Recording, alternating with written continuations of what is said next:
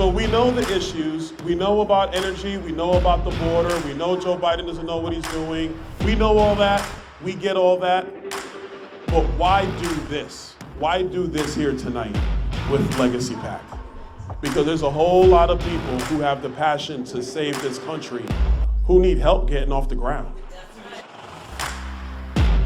The purpose of Legacy PAC is to save America. That's our mission. That's what we really want to do because America is worth saving. I am by trade, I'm a cybersecurity engineer. Okay, so this is my first run in politics. We need more conservative Republicans standing up and fighting for the Constitution. We're an America First PAC, and we want to promote and help our up-and-coming candidates, and we're going to be holding the line for President Trump. I joined the Army at 17 years old. My first day at my first unit, which was 25th Infantry, was September 10th, 2001. So the next day was 9/11. And I spent about a total of a decade between Iraq and Afghanistan in country. So my country means everything to me. When I realized that if people like myself who don't want to be politicians don't start stepping up and taking these seats, that nothing's going to change, then I said, okay, I'll do it. Who deserves to lead the people of this country more than those who serve this country? So I'm behind every one of them. So let's make sure we get more veterans into power. I'm all for it. Remember why you're involved. We have to make sure people remain humble and not engage in self-glorification. You are here for one reason, and that is to save the country. Period. End of story. And for those candidates who are looking uphill and wondering how, keep your head down, focus on the target, and outwork everybody. And I promise you, you're not gonna lose. You're either gonna win on election night or you change the game on election night. So God bless you guys. Thank you so much, Legacy PAC. Thank you, Legacy PAC.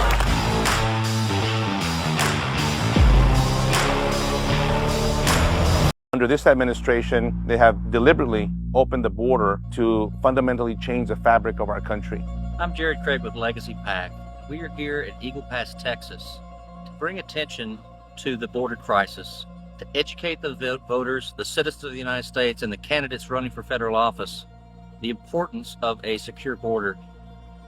And at Legacy PAC, we want to bring candidates here to the border to see it firsthand, because there is nothing like being here, seeing this. We saw women and children climbing over barbed wire. There is no reason why we cannot secure this border. There is no reason to keep this open. This is not humane. So we need to get Victor and all these other good America First candidates into office. We at Legacy PAC depend on your donation and support to support these projects. We can't do it without you. So please go on to legacypac.org and show your support.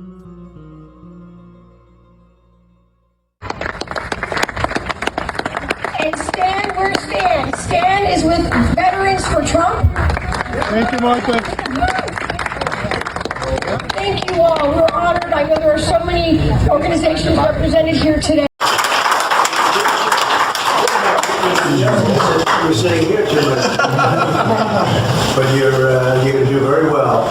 And I just had somebody write down, first of all, James and Sarah Pritchard, thank you very much. Yes. Great job. Thank you. We appreciate all the help. Stanley and Donna Fitzgerald. Right here, sir. Thank you very much. It's great. It's great that you're with us. Mike Acton. This meeting is being recorded. Hi, this is Stan Fitzgerald with Veterans for Trump and Legacy PAC. I'm here with John McGuire. John is running for Congress in Virginia. Good morning, John. How are you, sir?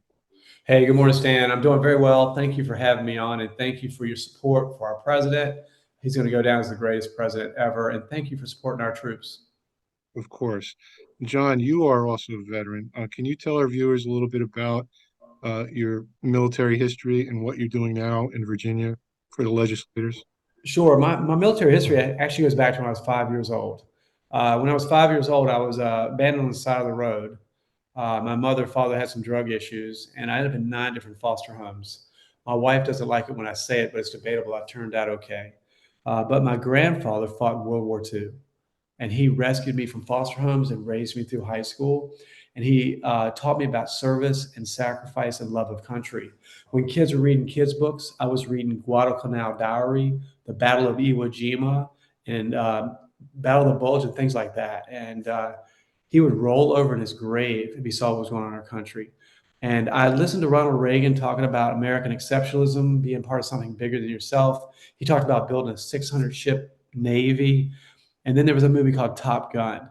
And you remember the motorcycles, the girls, teenage boy. I was a teenage boy. I was like, I want to be a pilot. And then one day, my Green Beret karate sensei said, why do you want to be a pilot? If they take your plane away, you're no good. But if you're a Green Beret, you are a weapon. And I said, no, I want to fly jets. But then one day, someone gave me a magazine that talked about Navy SEALs, scuba diving, skydiving, explosives, sniper rifles, anything that any red-blooded American boy would like, right? So I took that magazine to my sensei. I said, what about these guys? He said, they're a bunch of crazy mother. And by the way, you're too small and you can never do that. And I think that was the psychology I needed. So I decided to join the Navy to become a Navy SEAL. Typically 200 men per class. Usually 20 graduate. One class graduated 0 out of 200. But in our class, we had 19 graduate. And they taught us what you know, as all veterans know, it's not about me, it's about the team. And it's not what you look like, it's what you fight like.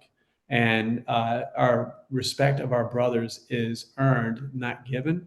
And it means everything to us. And so I served 10 years as a Navy SEAL. Most of my time was at SEAL Team 4. I've been to a lot of funerals. I did mostly, during my time, counter drug missions in South Central America. And I became a sniper, and then a sniper instructor at our sniper school and some other assignments. After I got out of the Navy, I started a business where we started training elite teams like Penn State football, Texas football, things like that. And I started helping mentor young men and women to go into the military as a way to give back. And we've helped 2 young women become fighter pilots. We've helped 9 young men become Navy SEALs. We've got a young man became MARSOC. That's Marine Special Forces. And those guys are pretty awesome. We've helped folks just Air Force pararescue, things like that. And then, of course, I'm now in the General Assembly. And you were the best man for that position, and we're glad you got it. We backed your campaign at that time, and we hope that helped. As far as the General Assembly, what policies to help veterans did you intend on working on? And I say intend because of what happened with the elections. Well, while I was in the General Assembly, I want to tell you a couple things I did do, because I think it'll just touch a veteran's heart. Our men and women in the military, we don't do it for the pay. We love our country. We love the American people.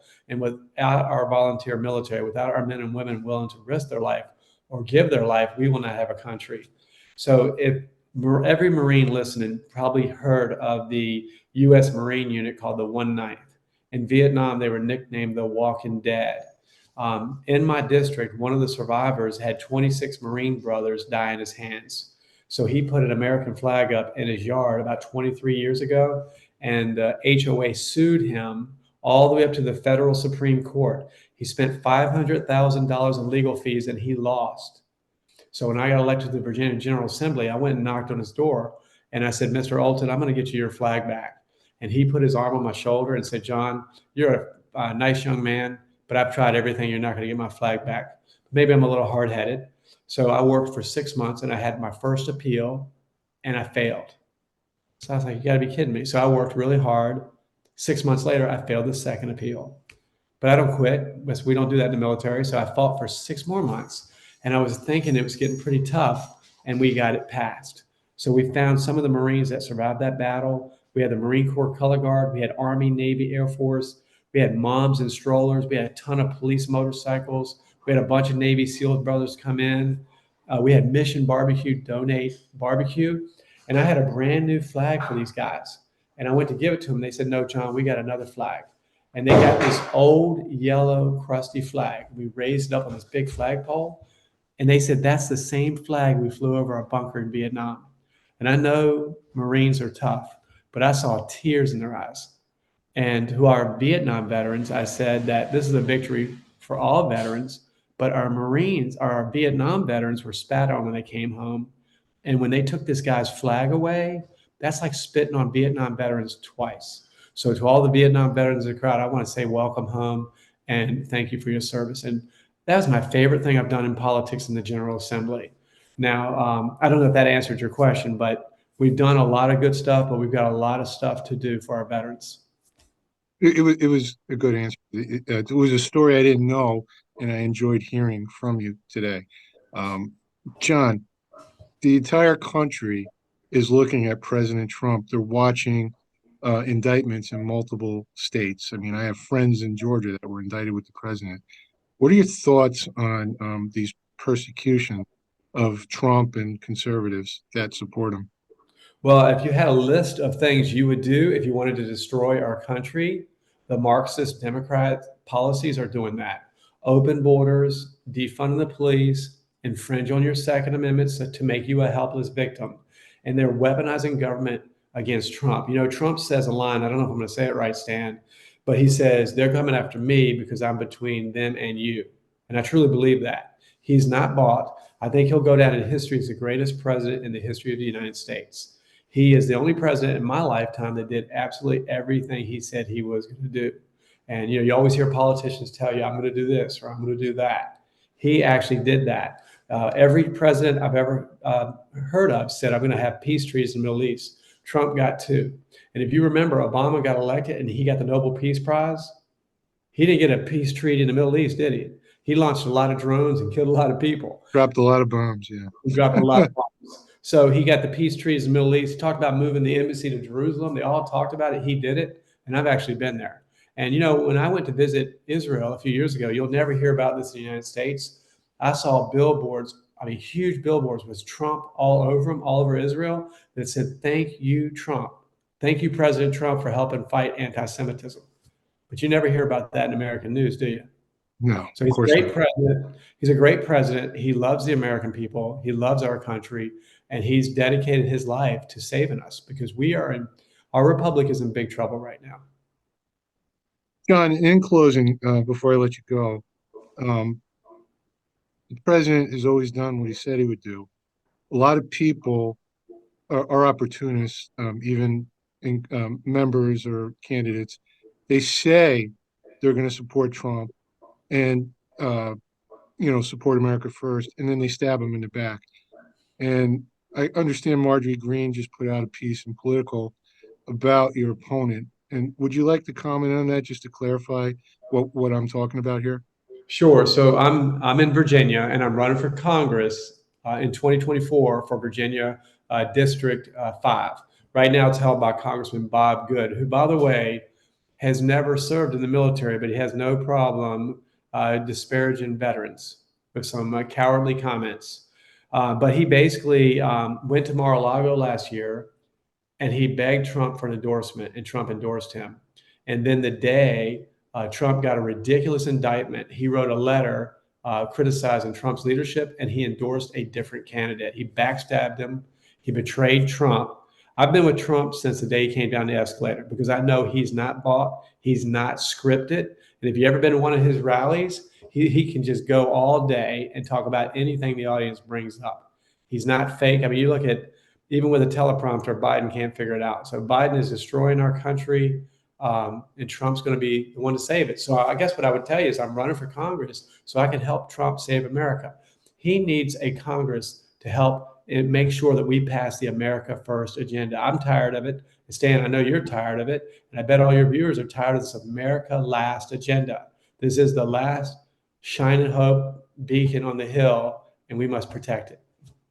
And I can verify, being out with the John Fredericks bus tour, and when John was campaigning for this office, he's always supported the president. So don't be fooled by the incumbent. John's the guy.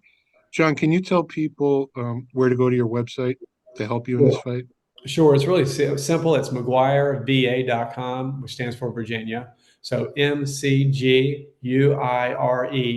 as in Victor, Alpha.com. Well, I'm happy to announce here, sir, that we endorsed you for your state campaign. We are endorsing you for your congressional. So you have our full support from Veterans for America First, also known as Veterans for Trump. We're the original 2015 veterans group that supported the president. So we're happy to back you again, and we want to see you get the backstabber out. We're going to do it. And please tell your friends to help the frogman get elected. We got to save our country, and that's what us veterans do. We build a team, we lead, and we're going to save our country. Thank you, and God bless you, Stan. God bless you too, John. Take care now, brother. All right, bye-bye.